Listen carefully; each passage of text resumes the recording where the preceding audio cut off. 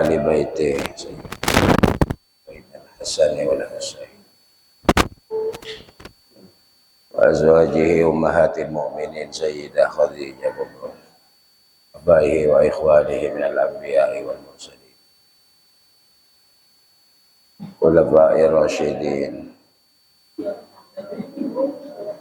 وتابعين وتابع التابعين وسيلة يا الله بركة علمائك العاملين والمصلين والمفسرين والمحدثين والفقهاء والأصوليين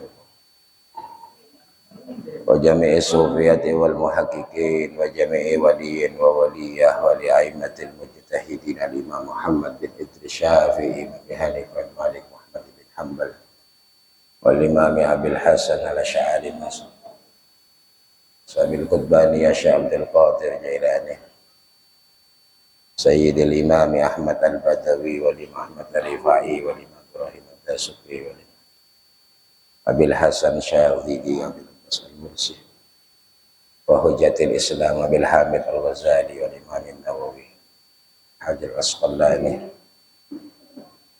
علماء أولياء والشهداء والصالحين سيد محمد الباقر مالك إبراهيم مولانا أحمد رحمة الله مولانا عين اليقين مولانا قاسم وأولياء تسعة وأزواجهم ومن جاورهم من الصالحين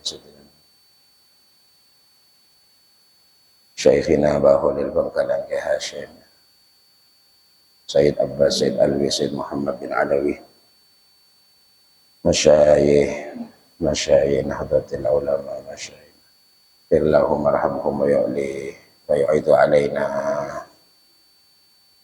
ولوالدينا يا الله واغفر لهما وارحمهما كما ربيانا اللهم ارفع لهما الدرجات وكفر عنهما السيئات وضاعف لهما الحسنات أكرم نزولهما ووسع مدخلهما أنزل الرحمة والشفاعة والمغفرة إليهما أن تجعل قبرهما روضة من رياض الجنان أن تجعل الجنة مأواهما شيخنا معنا جداتنا وأجدادنا أخوالنا وخالاتنا ولمن أحسن إلينا أهل القبور من المسلمين المسلمات اغفر لهم وارحمهم ويعيد علينا من بركاتهم وأنوارهم وأسرارهم وعلوم أهلنا وأولادنا وذرياتنا في الدين والدنيا والآخرة الفاتحة أعوذ بالله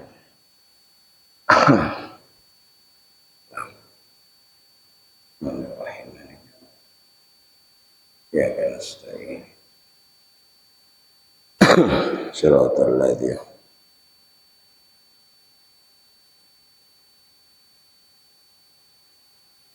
Bismillahirrahmanirrahim. Alhamdulillahi rabbil alamin. Wassalatu wassalam ala asyrafil anbiya'i wal mursalin Sayyidina wa maulana Muhammadin wa ala alihi wa ashabihi ajma'in. Subhanaka la ilma lana illa ma 'allamtana innaka antal alimul hakim. Rabbi syrah li sadri wa yassir li amri wahlul 'uqdatam min lisani yafqahu qawli. Allahumma salli ala sayyidina Muhammadin salatan tashrah biha sudurana wa tajbur biha kasrana wa tuyassir biha umurana wa tughni biha faqrana. Wa salatan likulli usrin yusra wa likulli da'in dawa wa likulli saqamin shifa wa salatan taj'aluna ahlana wa auladana wa dhurriyyatina min ahlil ilmi zahiran wa batinah wa tahsyuruna wa tahsyuruhum fi ibadikas salihin.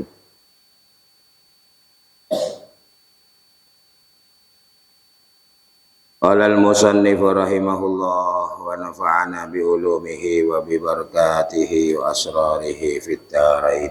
Amin.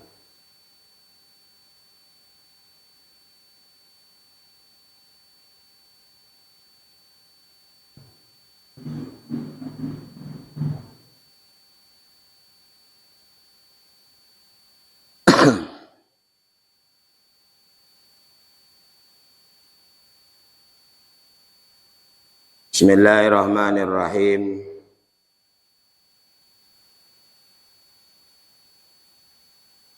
Ilahi inni uhibbu an ahaba laka jami'a hasanati ma'a fakri wa dha'fi.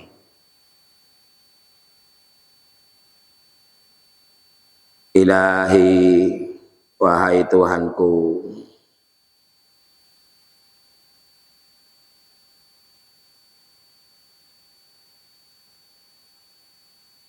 jadi ini masih makolahnya Abu Bakar Asyibli. Ini sesungguhnya aku uhibbu, aku suka an ahaba, aku memberikan laka kepadamu, wahai ilahi. Laka itu kembali ke Allah. Memberikan apa? Jami'a hasanati, semua kebaikanku, ma'afakri, disertai kefakiranku, wa dha'fi, dan kelemahanku.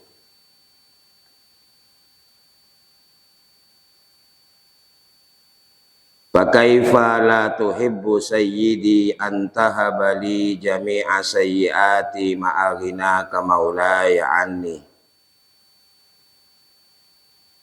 Fakaifa, maka bagaimana, la tuhibbu, engkau tidak suka, sayyidi, wahai Tuhan, wahai Tuanku.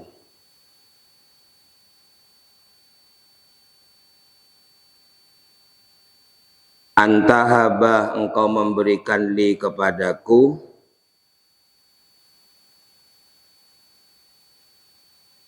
jami'a sayyiati, semua keburukanku, ma'aghinakah, disertai sifat kayamu, maulaya, wahai Tuhanku, wahai Tuanku, anni, dariku. Jadi keseimbangannya adalah ketika dengan kebaikan itu kita tetap merasa dengan kefakiran dan kelemahan, maka sudah barang tentu bagaimana engkau tidak suka untuk menerima keburukanku, kekuranganku, disertai sifat kayamu. Karena Allah tidak membutuhkan apa-apa. Maka terimalah semua kekuranganku, semua keburukanku, disertai sifat kayamu, wahai Tuanku, ani, yang datang dariku.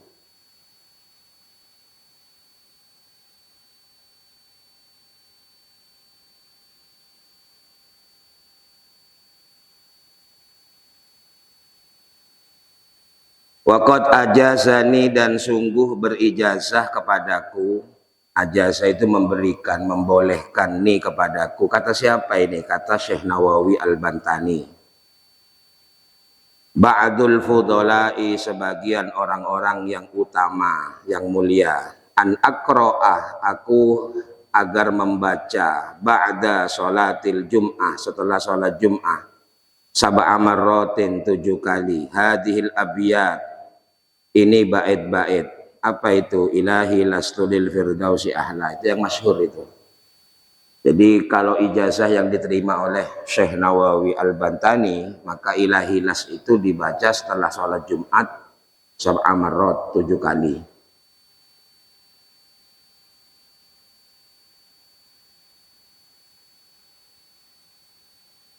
Saya bacakan lengkapnya, yang kita pakai hanya 2 bait itu. Ilahi lastu lil firdausi ahla wala aqwa ala naril jahimi, wahai Tuhanku, lastu, bukanlah aku, lil firdaus, untuk surga firdaus, ahla, sebagai penghuni. Bukanlah aku penghuninya surga firdaus, merasa tidak pantas. Ilahi, wahai Tuhanku, lastu, bukanlah aku, lil firdausi, untuk surga firdaus, ahla, sebagai penghuni. Ini kalau diterjemahkan sesuai dengan kata per kata. Kalau diterjemahkan bebas, wahai Tuhanku, aku tidak pantas untuk surga firdaus, atau tidak pantas menjadi penghuninya surga firdaus. Itu kalau arti bebasnya. Wala, dan tidaklah aku kuat, ala atas naril jahimi, neraka jahim. Fahabli taubatan, Fahabli, maka habli, berikanlah li kepadaku, zalati, kalau di sini zalati, ya, ketergelinciranku, ya, sesuatu yang tergelincir, sesuatu yang hilang dariku. Waghfir dunubi, dan ampunilah dosa-dosaku. Fa innaka ghafirud dzambil azim, maka sungguhnya engkau maha pengampun dosa yang besar. Wa amilni muamalatal karimi wa sabbitni ala nahjil qawimi. Wa amilni, dan jadikan aku bergaul dengan pergaulan yang mulia, muamalatal karim.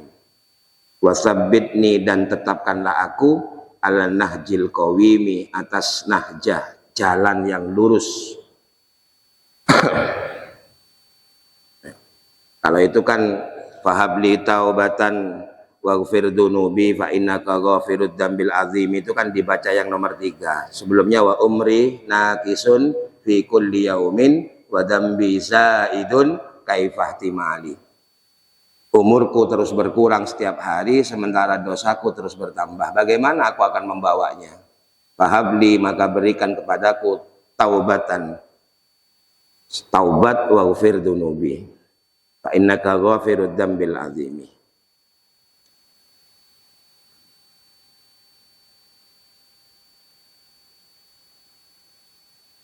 Jadi ini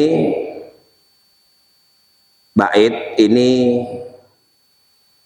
bacaan-bacaan sebagai bentuk iktiraf, sebagai bentuk menghaturkan kesadaran bahwa tidak ada keistimewaan, kemuliaan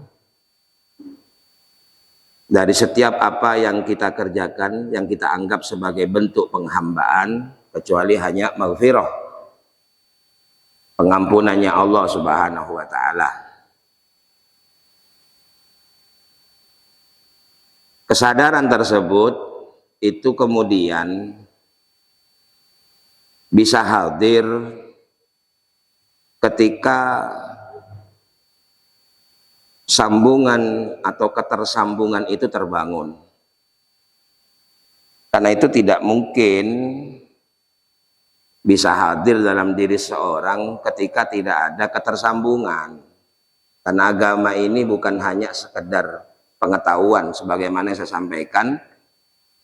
Agama ini tidak sekedar hanya diketahui, dikuasai, tetapi yang diharapkan adalah menjadikan lahirnya kesadaran. Kesadaran akan kekurangan, kealpaan, kesalahan, aib, aurat yang dimiliki hamba di sisi Allah Subhanahu wa ta'ala. Dan itu muncul ketika ada keberkahan. Hakim namanya itu. Innaka antal alimul hakim. Jadi kalau tidak ada hikmah dalam pengetahuan agamanya, yang gak akan muncul dari pengetahuan agama itu kebaikan-kebaikan.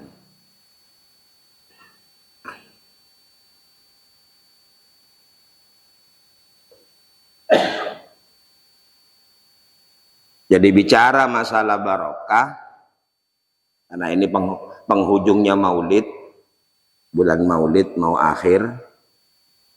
Jadi bicara masalah barokah, maka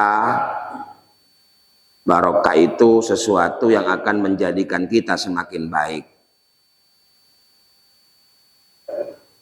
Semakin baik ketika Allah anugerahkan ilmu, semakin baik dengan ilmu itu kemudian diamalkan. Kenapa saya sebut itu saja? Karena itu memang yang istimewa. Nah, jadi keberkahan itu tidak dipahami sebagai semakin bertambah banyak, bukan. Tapi keberkahan itu adalah zadal khairu, bertambahnya baik. Bertambah baik, ilmu itu kemudian menjadi hikmah. Nah, bertambah baik, amal itu menjadi qabul. Qabul itu qaf ba lam, itulah yang sampean hadapi, arah yang sampean hadapi ketika sampean mengerjakan sholat. Kiblat. Kiblat itu qabul. amal ini kalau berkah, maka bertambah dalam setiap amalnya adalah kekuatan semakin terbangunnya orientasi tujuan hanya kepada Allah. Makanya kiblah itu kemudian menjadi rukunnya sholat. Kiblat itu tersusun dari huruf qaf, ba, lam. Ya. Jadi qabul itu diterima. Kalau secara bahasa qabul itu adalah diterima. Makanya di fikih ada ijab, ada qabul. Atau bahasa lain maqbula. Itu nggak masalah walaupun ada mimnya, karena mim tambahan bukan huruf asli. Jadi maqbula itu adalah amalan yang diterima. Ya. Tidak kemudian terus menjadi asumsi, bayangan, ilusi diterimanya amal hanya harapan. Tetapi harus tahu kalau amal itu maqbula, kalau amal itu memang diterima, maka terbangunlah kiblat. Kekuatan kita berorientasi, bertujuan, ya, menghadap kepada Allah. Hanya di dalam sholat, ya, mustaqbilal kiblah. Sampai kan dapatnya terjemahan sederhana. Dulu diterjemahkan sederhana, masuk ke wadah yang masih jauh dari kontaminasi pengaruh-pengaruh yang kuat, masuknya bagus. Ya. Kalau sekarang di masa-masa akhir zaman fitnah ini, kontaminasinya sangat berat. Jadi kotoran-kotoran itu sudah mudah masuk dalam hati kita, sehingga pelajaran tidak sesederhana disampaikan sebagaimana ulama-ulama dahulu. Apa yang saya maksud? Mustaqbilal kiblah itu artinya menghadap kiblat. Benar memang, tapi kalau mau disempurnakan lagi adalah mustaqbilah, dalam keadaan saya orang yang terus minta untuk dihadapkan. Karena itu ada mim, ada sin, ada tak tambahannya itu. Huruf asli tetap 3, qaf, ba, lam. Nah, itu kalau main kata. Jadi istaqbala yastaqbilu istiqbalatan fahuwa mustaqbalan, begitu. Mustaqbalan fahuwa mustaqbil wadaka mustaqbal terus. Jadi mustaqbilal kiblah itu berarti orang yang sadar untuk minta dihadapkan. Minta dihadapkan. Kalau arah semua orang paham. Arah itu ke barat karena posisi Ka'bah ada di barat. Tapi yang saya sembah bukan Ka'bah, Allah. Supaya bisa kemudian semakin bersungguh-sungguh dalam berorientasi menghadap ke Allah, tidak bertujuan ke yang lain, maka harapannya adalah minta untuk dihadapkan. Maka isinya maunah, isinya hidayah adalah minta dihadapkan. Makanya di situ kemudian pakai mustaqbil, bukan muqabbil. Kalau muqabbil dengan mustaqbil beda jauh. Kalau ngartikan bahasa. Dulu sampai dikasih yang sederhana, menghadap kiblat, gitu. Ya, memang artinya begitu. Tapi kalau mau dicari, nah, supaya lahir kesadaran, kita itu kemudian setiap sholat minta kepada Allah untuk dihadapkan, berharap untuk dihadapkan ke kiblat. Apa kiblat itu? Qaf, ba, lam. Sesuatu yang harus menjadi konsentrasi, sesuatu yang harus menjadi tujuan utama, tidak boleh goyang. Ya, makanya amal kalau sudah diberkahi menjadi amalan maqbulah, artinya amalan yang diterima. Kalau diterima bagaimana? Mustaqbilal kiblah. Terbangunnya kesungguhan untuk menghadap kepada Allah, tidak tolah-toleh, tidak mudah terprovokasi, tidak mudah terpengaruh.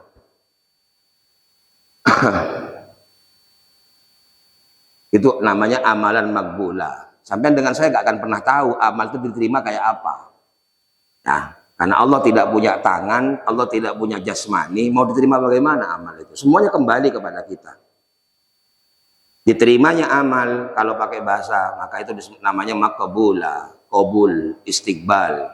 Sampai kemudian sesuatu yang menjadi perhatian kita paling utama, maka ekspresi puncaknya adalah qublah atau cium.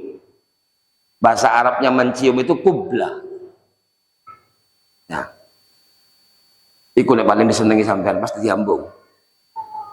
Nah, anak sampean itu kan paling yang sampean senengi, makanya dicium. Bahasa Arabnya cium itu kubla. Mari ngadep, fokus, kubla. Qab lam. Diambungi karena seneng.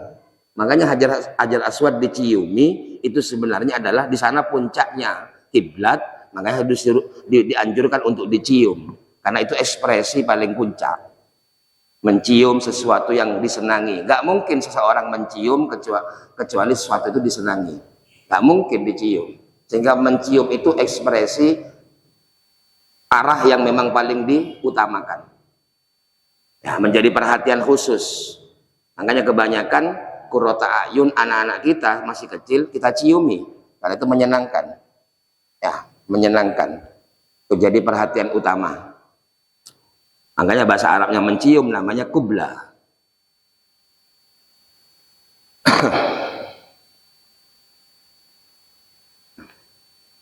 Kalau menghadap ke Ka'bah, sampai nggak usah minta kepada Allah.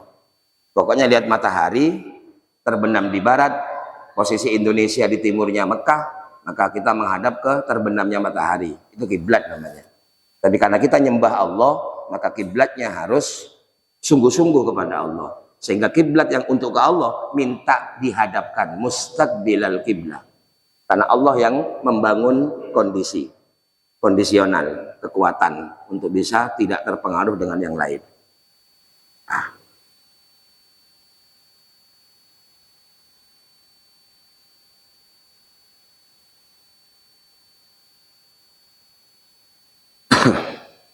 Jadi kembali lagi, pelajaran yang paling utama dalam kita mengkaji agama itu adalah terbangunnya. Jangan ada mindset cara berpikir bahwa agama ketika didalami kita menjadi orang benar. Gak bisa itu. Gak bisa. Ulama sudah bersepakat. Laulas sanad laqala ma syaa man syaa. Seandainya tidak ada ketersambungan, gak ada pertanggungjawaban, maka orang mempelajari agama akan semua berkata sesuatu yang dikehendaki siapapun. Siapapun akan bisa berkata yang dimaui. Kalau aturannya akhirnya asumsi metu kabeh. Laulas sanad laqala ma syaa man syaa. Seandainya tidak ada sanad, maka pasti akan berkata seenaknya, sekehendaknya siapapun. Karena sanad itu kemudian akan menjadikan ilmu menjadi hikmah, dan dengan hikmah itu ilmu itu keluar kebaikan-kebaikannya. Nah, salah satu contoh, memahami berkah saja sudah beda-beda, apalagi sekarang kemudian mencari ilmu tambah lebih mudah dengan modernisasi teknologi. Dianggap semua orang ngaji itu baik. Kalau yang diaji baik selama materinya tidak kontradiktif dengan Quran dan hadis. Tapi yang bawa itu juga punya pengaruh. Dia nyambungnya kemana? Karena agama ini bukan pengetahuan yang hanya untuk diketahui, tetapi melahirkan ubudiyah. Penghambaan, kesadaran bahwa diri ini hamba. Ya, kesadaran bahwa diri ini hamba.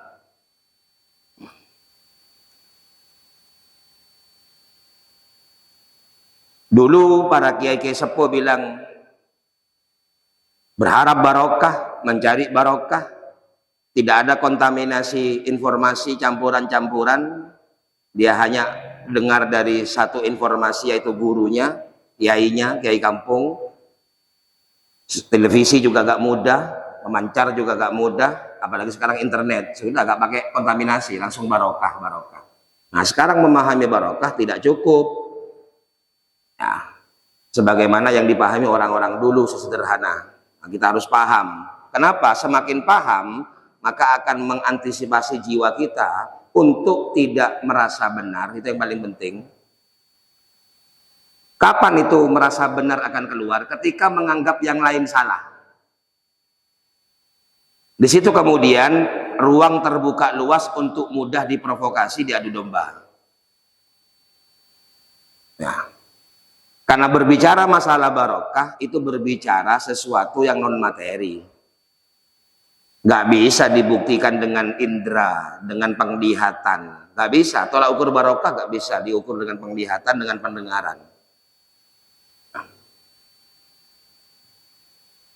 Kenapa kita baca ilahilas? Bil barokah.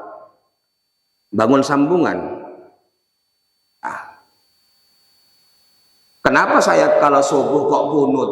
Padahal sudah tahu bahwa 3 imam di antara 4 gak ada yang kunut kalau subuh. Bil barokah, karena saya diajari kunut. Saya mau menyambungkan diri dengan sambungan itu. Saya nggak butuh pengetahuan saja. Saya tahu kalau memang umpamanya apa namanya kalau voting suara dalam memutuskan sesuatu kalah Imam Syafi'i. Karena 3-3-nya Abu Hanifah, Imam Malik, Ahmad bin Hambal gak ada yang kunut itu kalau subuh. Gak ada yang kunut. Jadi permasalahannya bukan dicari mana yang lebih soheh, mana yang benar, bukan. Tetapi permasalahannya adalah yang gak kunut niat menjalankan apa yang diajarkan oleh gurunya, membangun hubungan. Yang kunut gak ada lain tujuannya, bil barokah, supaya ada keberkahan dalam ilmu. Maka yang diajarkan diamalkan. Walaupun tahu bahwa yang gak kunut juga gak salah. Jadi jangan pernah merasa benar dengan kunut sehingga menyalahkan yang nggak kunut. Jangan merasa benar dengan yang nggak kunut sehingga merasa yang kunut salah. Nggak boleh begitu, itu agama. Toh nyatanya memang ruangnya ruang khilafiyah, ruang perbedaan. Ya, itu contohnya.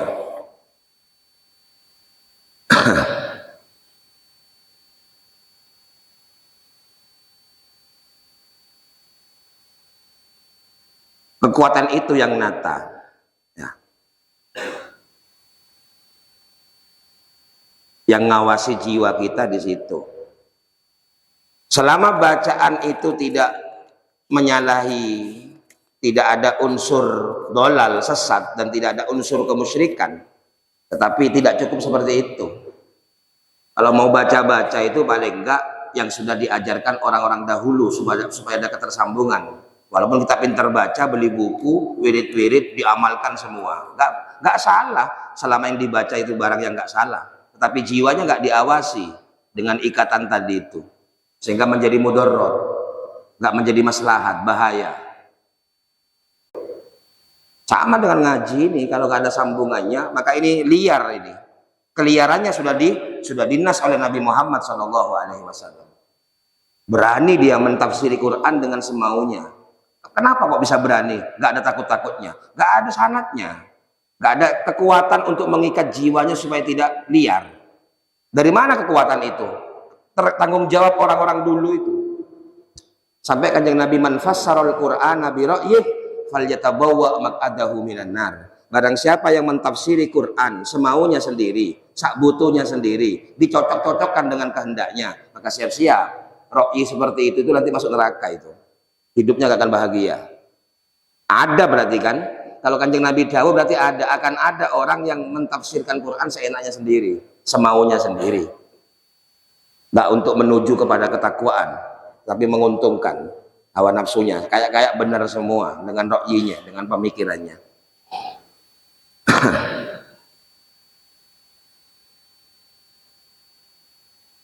Setelah belajar, tahu sendiri, oh ternyata yang dibaca habis sholat itu ada hadisnya semua. Oh ya nggak apa-apa sudah. Gitu. Kenapa habis sholat kok baca subhanallah 33, alhamdulillah 33? Ada semua itu anjurannya. Walaupun dalam hadis berbeda. Kenapa? Apakah kemudian ketika kita menyatukan beberapa hadis terus salah? Yang enggak. Kanjeng Nabi kalau habis sholat baca astagfirullah 3 kali. La ilaha illa wal hayyul qayyum wa atubu ilaih. Kanjeng Nabi kalau habis sholat baca Allahumma antas salam wa minkas salam. Atau kanjeng Nabi dawuh begini, man qara'ah ayatal kursi dubura kulli sholatin. Barang siapa yang baca ayat kursi setelah selesai sholat, ya. Laisa bainahu wa bainal jannah illal maut, maka tidak ada batasan antara dia dengan surga kecuali kematian. Bacalah ayat kursi. Dari rangkaian wirid yang asar tadi, makanya disebut asar. Asar itu apa? Maksur, yang pernah ditinggalkan orang yang lebih dulu dari kita. Gitu. Dari mana itu munculnya? Ya dari kiai-kiai pesantren-pesantren yang ngajarkan muridnya. Muridnya kemudian mimpin di kampung-kampung. Jadi seperti ini. Ini bukan lalu tiba-tiba jadi seperti ini. Ini ratusan tahun sudah bacaan sholat ini. Lalu kemudian zaman fitnah datang, sudah mulai membahas-bahas masalah bacaan.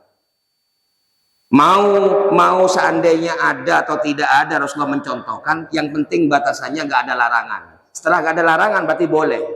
Taruhlah memang nggak ada hadisnya, umpamanya. Cara berpikir begitu, selama nggak ada larangan. Lalu apa yang dicari? Oh nggak ada contoh. Bil barokah. Begitu nanti alasannya. Bil barokah, sebab keberkahan yang dicari. Ya. Apa barokah itu? Ya kalau ilmu sampai ke hikmah. Kesadaran muncul, nggak hanya tahu saja, dan itu nggak ada tokonya, itu nggak ada tokonya kesadaran, nggak ada tokonya. Kalau ilmu pengetahuan hanya masuk kepada otak sebagai pengetahuan, ya, tapi pemahaman itu masuk kepada qalb, akal. Akal yang kemudian semakin sempurna akan terbangun sambungan kuat. Sehingga akal posisinya ada di syaratnya sholat. Sholat itu kalau bahasa Arab, diartikan bahasa Indonesia artinya sambungan. Sambungan ditambah api, ini akale api. Akal api ya apa? Metu kesadaran, hikmah. Bukan pengetahuan, bukan. Makanya di fikih dengan ulama ditaruh syaratnya sholat berakal, bukan punya akal. Karena ulama tahu kalau nggak punya akal nggak akan muncul kesadaran, karena nggak bisa menerima pengetahuan, dicabut otaknya, maka nggak mungkin wajib sholat. Buat apa dibahas? Sehingga jangan kalau ngaji fikih orang sholat itu syaratnya punya akal, salah. Orang sholat itu syaratnya berakal, akalnya digunakan. Bukan punya akal, karena orang nggak punya akal nggak perlu dibahas, pasti nggak sholat. Sholatnya pun nggak dihitung sholat, karena dia nggak sadar. Orang gila itu. Kayak apa ngaji fikih, bahas wong gendeng itu. Iku bahas wong waras itu. Tapi ono wong waras yang duwe akal gak digawe, nggak ada kesadarannya, gitu loh maksudnya.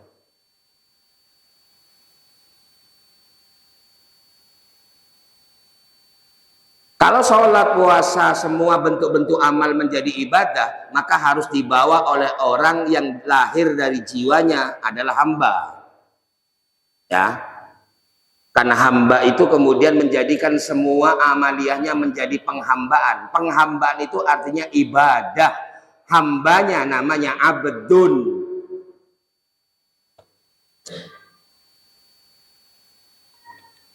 Jadi hamba itu namanya abdun. Kalau ingin semua menjadi ibadah, maka harus predikat abdun itu ada.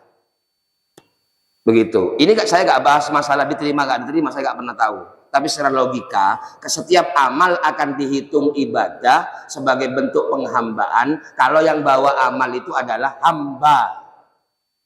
Duh, saya kan hambanya Allah, terserah itu hak sampean. Tapi kita kembali ke Quran. Yang diaku hamba oleh Allah adalah ya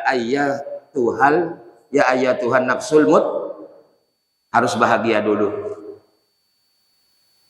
Harus bahagia loh jadi hambanya Allah itu. Ruwet-ruwet kak kira-kira hambanya pangeran. Biarkan kita dengan ruwet kita ngaku ya Allah belum jadi hambanya. Begitu loh maksud saya. Jangan dipaksa-paksakan. Karena Allah ketika mau menganggap itu sebagai hambanya, ini kan haknya Allah ini. Sampai nggak apa-apa, saya nggak akan pernah berdebat masalah sampai ngaku hamba, terserah itu. Saya hanya punya tolak ukur ketika Allah mengakui bahwa itu hamba, ada speknya. Sebelum mengatakan fathuli fi ibadi, ibadi itu adalah hamba, jamaknya abdun, ibad itu jamaknya itu. Satu hamba bahasa Arabnya abdun, beberapa hamba namanya ibad.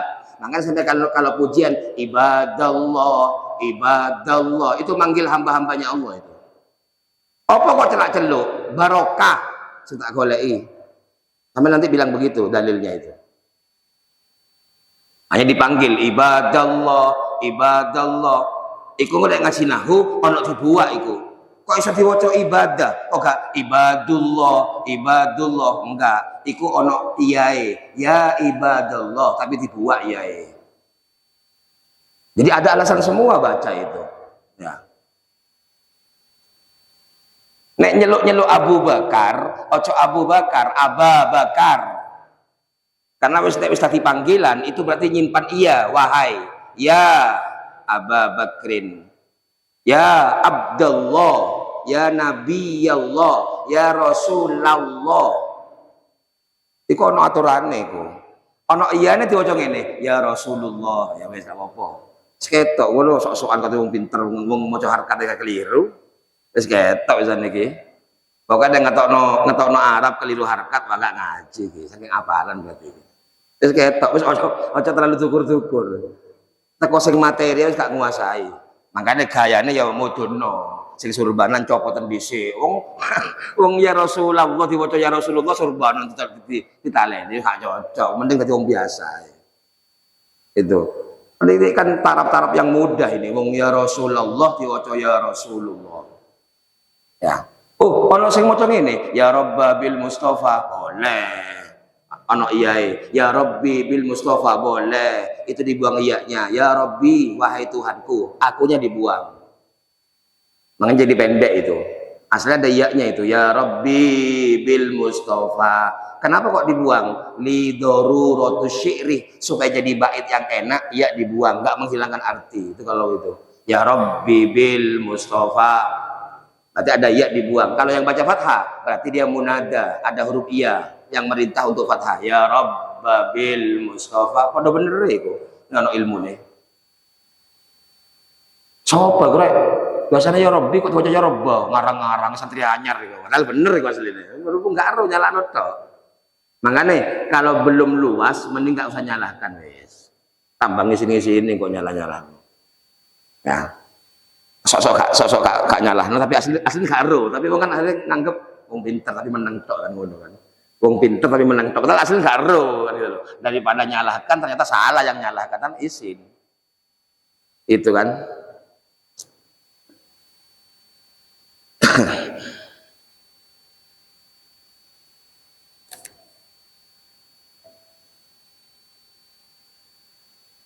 Jadi pertama kenapa ulama mengajarkan kita barokah? Barokah itu ada. Dan itu gak bisa dipungkiri, semua manhaj, semua aliran. Ya. Kenapa saya katakan aliran? Karena kita akan terpisah menjadi 72 nanti. Yang kita hadapi itu 72 kelompok. Semuanya ngaku min ahli sunnah. Jalankan Quran dan hadis. Semuanya namanya ngaku ya gak apa-apa. Ya, namanya orang ngaku.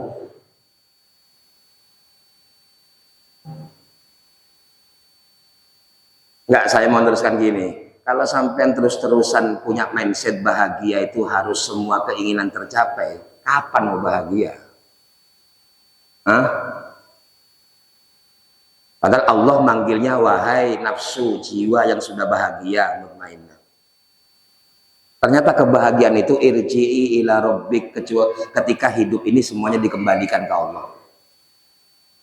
Alekno kabeh, wong kene biyen teko gak nggawa apa-apa, gak duwe apa-apa. Kembalikan semua kan mudah, lebih mudah dikembalikan kan daripada otot-ototan ngaku.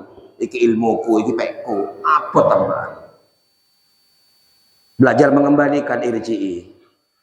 Supaya ketika nanti waktunya kembali, gak meneteng kok menahan diri untuk gak kembali. Wayane mulai langsung hudal mulai, wis biasa mulai, biasa balik misalnya.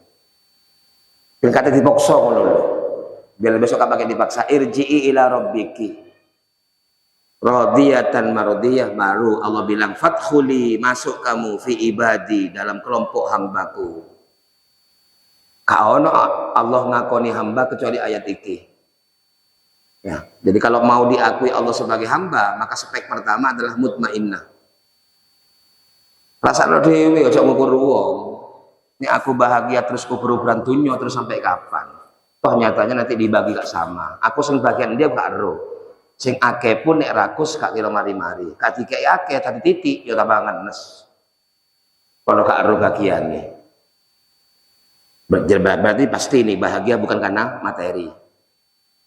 Kalau memang bahagia itu bisa dibangun dengan punya jabatan, harusnya kabeh menjabat. Karena kebahagiaan hanya dimiliki orang yang punya jabatan. Oh, berarti itu jabatan. Nek kebahagiaan itu diraih oleh orang alim yang banyak ilmunya, harusnya Allah bagi ilmu sama. Kok pasti Allah sing bodoh nek dunia iki? Bodoh pengetahuan. Berarti kalau sudah cari apapun nggak menjadi sebab untuk terbangunnya kebahagiaan, tinggal satu saja. Berarti bahagia tidak dibangun dengan apa-apa dan siapa. Sopo? Kecuali sopo? Ya mbak Allah. Nek ngono tok. Gak ada yang bisa membangun kebahagiaan siapapun dan apapun kecuali hanya Allah. Maka berarti bahagianya cari yang bukan itu. Kan lebih mudah daripada cari bahagia ke Allah sampai kapan tak ketemu. Cukup jangan merasa bahagia atau terobsesi untuk bahagia atau mengukur kebahagiaan dengan itu semua. Itu caranya bisa dirasakan. Nek wis sampean gak kepengin bahagia baik lain nih, engko melepuh itu sing asli iku. Sampean masih sibuk dengan cari bahagia yang lain, dikira iki so bahagia, iki so bahagia. Si akeh pilihannya, ya jarnom ya Allah. Semene yo, sekolah ono. Untuk melahirkan mutmainnah. Para hadirin jamaah, kaum muslimin muslimat, ya tak sopo, ben gak ngantuk kaya kan. Aslinya aku eling pengajian umum iki, tapi gak apa-apa. Mosok pengajian rutin gitu jeluk-jeluk, tapi gak apa-apa gak ngantuk kan ngono. Dadi nek wis biasa ngono kan, iso alasan ngono kan. Gak belajaran soalnya. Jadi barokah itu kalau ada yang mengatakan gak ada selain hanya Allah yang barokah, langsung minta ke Allah, jangan yang lain. Itu bener. Ojo langsung salah paham. Yang punya barokah itu cuma Allah, lainnya gak punya. Yang punya barokah itu hanya Allah. Ya. Lah ini kalau barokah, kamu gak duwe barokah lah ini. Di mana kita jumpai itu tasyahud.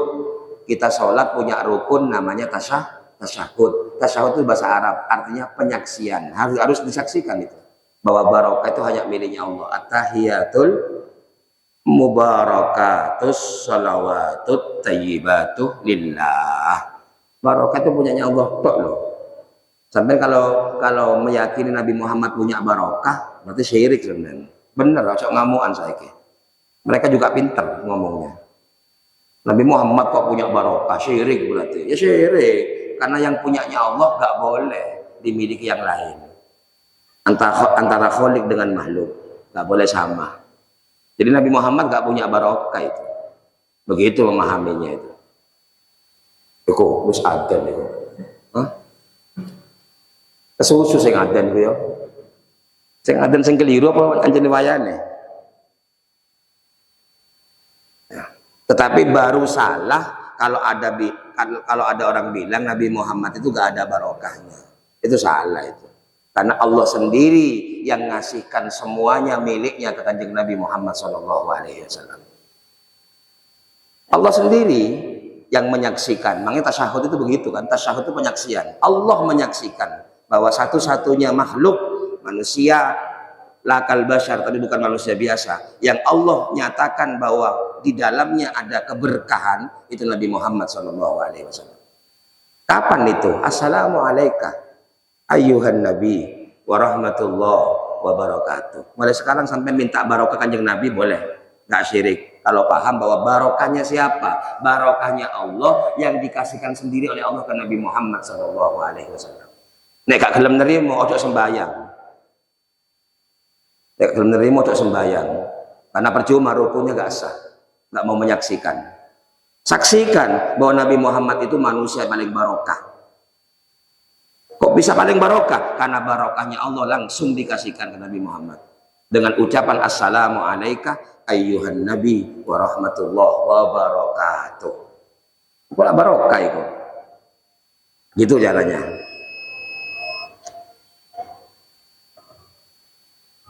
Gak usah pakai dalil Quran, dalil hadis. Mereka menguasai. Is dalil iku sembahyang itu. Ijma ulama 4 madhab sholat itu rukunnya tasyahud. Yang mana yang rukun? At-tahiyatul mubarakatuh sholawatut thayyibatu lillah, rukun sampai rukun berikutnya. Asyhadu alla ilaha illallah wa asyhadu anna Muhammad Rasulullah. Sampai rukun berikutnya, Allahumma shalli ala Sayyidina ada Sayyidina. Nah, terserah iku ya. Iku sing rukun iku. Wa ala ali sampai innaka hamidum majid sunnah. Sing rukun iku at-tahiyatu sampai Allahumma sholli ala Muhammad. Tapi di situ ada 3 rukun. Namanya tasyahud, namanya tahiyat, tasyahud, sholawat. Asyhadu alla ilaha illallah itu namanya tasyahud itu. Yang itu at-tahiyat namanya. Jadi ada 3 rukun di sana. Ada ulama yang menjadikan 2 rukun. Tasyahud mulai tahiyat sampai asyhadu alla ilaha illallah. Namanya tasyahud, baru sholawat. Makanya ketika bahas rukun sholat, ulama gak sama. Ada yang 17, ada yang 13. Itu masalahnya, perbedaannya. Terus sayangnya barokah itu gak diambil sendiri dengan Nabi Muhammad. Diberikan ke siapa? Assalamu alaina wa ala ibadillahis. Salam yang isinya tahiyat, barokat, salawat, thayyibat punyanya Allah dikasihkan ke Nabi Muhammad. Assalamualaikum ayuhan nabi wa rahmatullah. Dijawab dengan Nabi Muhammad, assalamu alaina wa ala ibadillahis salihin. Jadi gak diambil sendiri. Jadi di orang-orang soleh itu ada barokah. Barokahnya Nabi Muhammad yang diberikan oleh Allah Subhanahu. Jadi siapapun yang nggak percaya bahwa orang soleh itu barokah, berarti nggak diterima sholatnya. Ojo ngomong assalamualaikum wa ala ibadillah sholihin.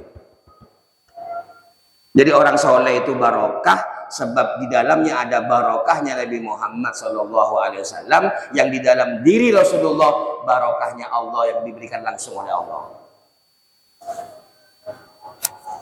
Itu dalil, itu sudah itu. Jadi mulai sekarang main ke orang soleh itu berarti kita cari barokah, sudah gak sanksi. Tapi tahu barokahnya orang soleh adalah barokahnya Nabi Muhammad yang langsung diberi oleh Allah. Kemungkinan kelirunya hanya nanti siapa yang soleh itu balik iso keliru gue itu. Tapi nek wong soleh barokah gak kira keliru. Tapi paling sampai iso kemungkinan salah menentukan kesolehan orang. Iso keliru itu. Bisa keliru itu. Menentukan kesolehan orang. Nah, karena sebenarnya soleh itu gak ada ukurannya. Gak ada tolak ukurnya. Yang gak akan pernah keliru adalah siapapun yang berharap kita menjadi orang soleh adalah orang soleh. Itu gak keliru itu. Banyak barokah di dalamnya itu. Siapapun yang berkeinginan kita ini menjadi orang soleh, berarti dia orang soleh. Siapa itu? Orang tua kita. Karena sudah doanya di Quran, siapa yang minta anak soleh kalau gak orang soleh? Adapun sampai menganggap dia gak soleh karena gak sholat, itu kan ukuran sampean. Sampean gak punya hak ke sana. Nah, kita ini gak punya hak ke sana. Rabbi habli minas sholihin. Siapapun yang minta supaya keturunannya menjadi soleh, berarti orang soleh. Itu kan ngajinya anak. Kalau saya ngaji ke orang tua, sampai orang tua, ya nek kepingin jaluk anak tadi wong soleh, berarti kita harus mensolehkan diri. Itu baru pantas nyambung itu. Kan bertentangan, awal dewe gak diurus oleh enggak tapi kepingin, ya kan gak masuk akal itu. Kekuatan minta kesolehan itu dibangun dari membangun kesolehan sendiri. Nah, itu kan nanti. Jadi paling besar barokahnya di dunia ini adalah orang tua kita. Mau cari barokah yang lain. Sampai nggak usah menghubungi apa-apa, nggak usah bersikap yang nyeleneh, biasa-biasa aja. Kita sadar untuk bersambung kepada Allah, maka sambungan itu dibangun melalui Nabi Muhammad SAW, dan sambungan ke Nabi Muhammad itu dibangun melalui sambungan orang soleh. Yang paling soleh di dunia ini orang tua. Bangun sambungan itu. Kalau itu nggak tersambung nggak bisa. Jadikan mereka orang yang paling utama. Gak usah ngurusi perbuatannya. Nek sampean gak cocok, daripada jadi durhaka, menghindar. Tapi tetap anggapan gak boleh berubah. Masa Nabi Isa ke umatnya saja bilang gini, intu adibhum fa innahum ibaduk wa in taghfir lahum fa innaka antal azizul hakim. Ya Allah, jika kau siksa mereka, mereka hambamu, silakan siksa. Tapi ketika kau ampuni mereka, engkau kan maha mulia. Kalau orang tuanya dipandang memang pantas disiksa, siksaan ya Allah, urusanku jalur sepuro. Karena di dalam permintaan saya itu minta ampun untuk mereka, minta rahmat untuk mereka, itu ada sambungan yang mau saya capai, nyambung ke Nabi Muhammad Sallallahu Alaihi, nyambung ke Rasulullah itu. Kalau mau siksa mereka, saya nggak punya hak untuk menilai itu. Innahum ibaduk, bapak ibu saya itu hambamu, siksaan memang kalau memang layak disiksa. Tapi kalau engkau ampuni, engkau kan maha mulia, kan begitu pembelaannya. Oh namanya anak, masa kini melebu surga delok bapak ibu mlebu neraka kan gak pantes. Atau dibalik, nek wong tua mlebu surga, gak mungkin anak dijarno. Jenenge wong tua. Kok kita jadi anaknya kok gak ada pembelaan, gak imbang berarti. Ketersambungan itu terbangun nanti. Yang mau kita capai itu bukan hanya itu sebenarnya. Jadi kalau kita masih musyarakah, masih mensekutukan orang tua dengan yang lain, bahwa ada manusia lebih mulia, lebih istimewa, sudut pandangnya apa coba? Sudut pandangnya apa? Keilmuan, gak ada jaminan. Harta, gak ada jaminan. Tapi mereka terbukti sudah sejak hidup. Ketika orang itu kehilangan harapan untuk anaknya menjadi soleh, jelas takarannya gak soleh dia. Pelajarannya begitu. Kalau orang masih orang tua betul, pasti mengharap anaknya soleh. Karena dia membangun kesolehan ke Allah. Itu loh masalahnya, tanggung jawabnya. Jadi saya katakan kemarin, menjadi orang tua tidak cukup hanya melahirkan, karena nyatanya musyarakah. Banyak yang bersekutu dengan kita, bisa melahirkan juga. Sapi, kambing. Jadi orang tua bukan hanya nyusoni, nganggep tadi wong tuane, karena binatang juga banyak yang nyusoni. Nah keimangan, ojo nganggep tadi wong tua. Itu bagian memang jadi orang tua, tapi bukan itu yang mutlak. Kita ini manusia yang berbeda, ahsan takwim. Maka harus ada satu yang menjadi pembeda. Apa? Orang tua itu punya rohim, punya kasih sayang. Kasih sayang paling tinggi adalah berharap anaknya menjadi soleh. Kesolehan kita dinilai dari bagaimana mereka menjadi orang soleh. Rabbi habli minas. Nek iku ilang, yo ilang berarti identitasnya.